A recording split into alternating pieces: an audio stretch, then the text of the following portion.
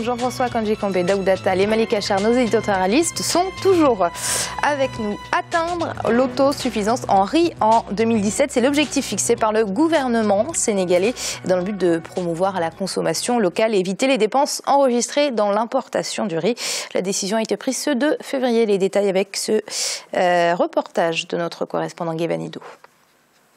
L'État sénégalais veut atteindre l'autosuffisance en riz en 2017. La décision stratégique de sa réalisation a été prise le 2 février dernier lors d'un conseil présidentiel tenu au Palais de la République. Une réunion au cours de laquelle il a été décidé de mettre en place une chaîne de valeur entre le champ de riz, l'usine et le commerçant. Nous avons discuté avec les services du ministère de l'Agriculture avec un objectif d'atteindre l'autosuffisance en 2017. Un objectif très ambitieux, mais qui était faisable, en ce sens que si on met l'option sur la double culture, et c'est le cas, pour la vallée du fleuve Sénégal avec 70 000 hectares, avec un rendement de 6 tonnes à l'hectare, on peut arriver à 920 000 tonnes de paddy.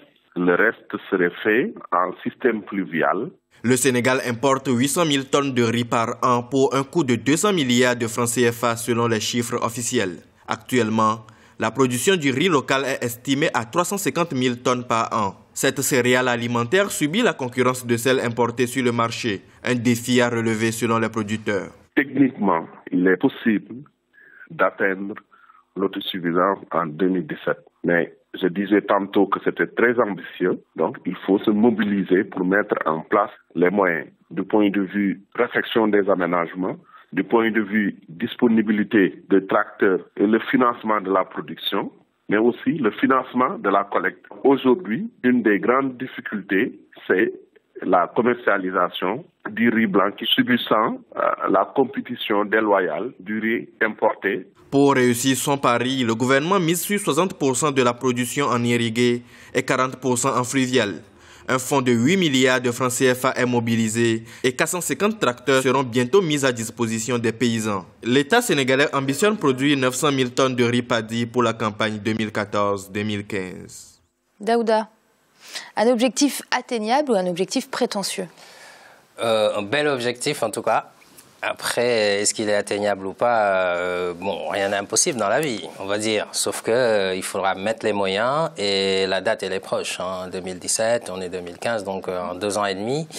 Et c'est très ambitieux. Après, apparemment, ça tient sur un plan qui semble quand même décliner toutes les options sur la table, ce qui montre que ça peut être, c'est faisable.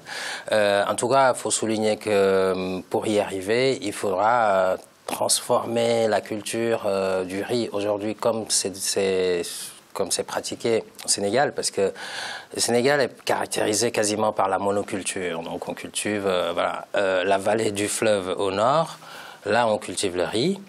Maintenant, on est en...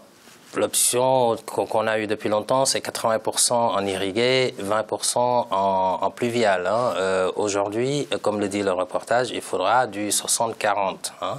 Et il faudra aussi quasiment doubler ou tripler la production pour atteindre l'autosuffisance, parce qu'étant donné que le riz qu'on produit, c'est du paddy.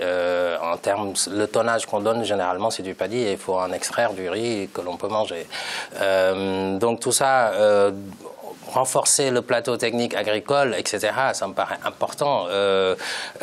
Faire en sorte que la monoculture, qu'on la délaisse un petit peu en assignant un objectif aux autres régions du Sénégal qui cultivaient de l'arachide à la base ou autre chose. Là où il pleut, en tout cas, les 40% en pluvial, d'essayer de diversifier géographiquement la production. Un dernier élément, et tout juste un dernier élément, c'est qu'il faut quand même que, d'un point de vue commercial, que les Sénégalais achètent ce riz, parce que l'autosuffisance c'est bien, mais aujourd'hui les Sénégalais ne mangent pas forcément le riz produit actuellement au Sénégal. Donc produire en quantité suffisante, oui, mais il va falloir que le président de la République fasse un plaidoyer, en tout cas une promotion de sa politique auprès de la population sénégalaise pour que ça marche. Alors Jean-François va falloir faire plus rapide que Daouda. Alors est-ce que c'est un objectif atteignable? Est-ce que le Sénégal a les moyens de ses ambitions? Je vais faire très rapide. Rassurez-vous, Amira, je ne résiste pas à l'envie de taquiner taquiner mes amis sénégalais, on pourrait atteindre ce résultat, à commencer par Daouda, on pourrait atteindre ce résultat dans une semaine à condition qu'ils arrêtent de manger autant de riz quand même. On peut faire du tiboudienne sans riz, on peut manger avec du mil, un peu de manioc, etc. Mais bon, ça c'est la boutade. Cela étant, plus sérieusement, on a observé quand même ces dernières années que les résultats, qu'il y avait un accroissement de la production de riz, notamment grâce à l'intensification de l'irrigation dans le nord et dans le sud. Donc je pense que même si cet objectif n'est pas atteint, on s'en rapprochera. En 2017, on s'en rapprochera de plus en plus. Et puis, je ne désespère pas de voir mes amis sénégalais manger quand même autre chose que du riz, quoi. On verra bien. En tout cas, Malik, un objectif ambitieux, trop ambitieux ou pas ? C'est ambitieux, c'est vrai que le délai est court, mais le problème actuellement que vit le Sénégal, c'est quand même que les importations de riz coûtent cher au pays. S'il me semble bien, Daouda pourra confirmer, c'est 120 milliards de francs CFA, c'est pratiquement 200 millions d'euros, c'est excessif. Et effectivement, je pense que la sécurité alimentaire, c'est la pierre angulaire d'un bon développement économique. Donc c'est très important. Il faut mettre les moyens, il faut améliorer aussi les semences et les intrants. Faut aller vers ce cap-là. Et le Zimbabwe, lui aussi, a des ambitions, puisque le pays veut s'employer à résoudre un de ses plus grands paradoxes miniers. Il faut savoir que le Zimbabwe possède le deuxième plus grand gisement de pétrole au monde, mais ne dispose pas d'infrastructures sur place pour l'exploiter. Le pays a donc lancé un projet avec un constructeur russe qui vient de démarrer. Il prévoit la production de 10 millions de tonnes de minerais par an. Kessi Webi-Martel. C'est l'association la plus importante entre le Zimbabwe et un pays étranger depuis l'indépendance du pays en 1980. La Société nationale Penn Investment et l'organisme russe Afronet ont commencé les travaux de la première raffinerie de platine au Zimbabwe. Un projet qui se chiffre à 3 milliards de dollars et qui s'installera sur le gisement de Darwendele, à 60 km de la capitale Harare. L'exploitation devrait à maturité pousser la production de platine nationale à 28 tonnes par année. Une donnée conséquente quand on sait que la production annuelle mondiale de platine ne dépasse pas les 230 tonnes. L'avènement des Russes sur la scène du platine au Zimbabwe apportera 250 000 onces, soit plus de 7 tonnes supplémentaires à notre sortie courante évaluée à 430 000 onces, soit 21 tonnes au cours des 36 prochains mois. La première phase d'exploration a commencé en 2014 et s'étendra jusqu'en 2017. La capacité du gisement de Great Dyke est estimée à 1134 tonnes. Cela pourrait permettre au Zimbabwe de talonner le plus grand producteur de platine, l'Afrique du Sud. Au début de l'année 2015, Johannesburg avait extrait pour 25 tonnes de platine. L'Afrique a été divisée de manière arbitraire en termes de pays, mais ses ressources s'étendent sur plusieurs pays. Et une optimisation de leur exploitation amènerait à l'exploiter sur toute l'étendue où il se trouve.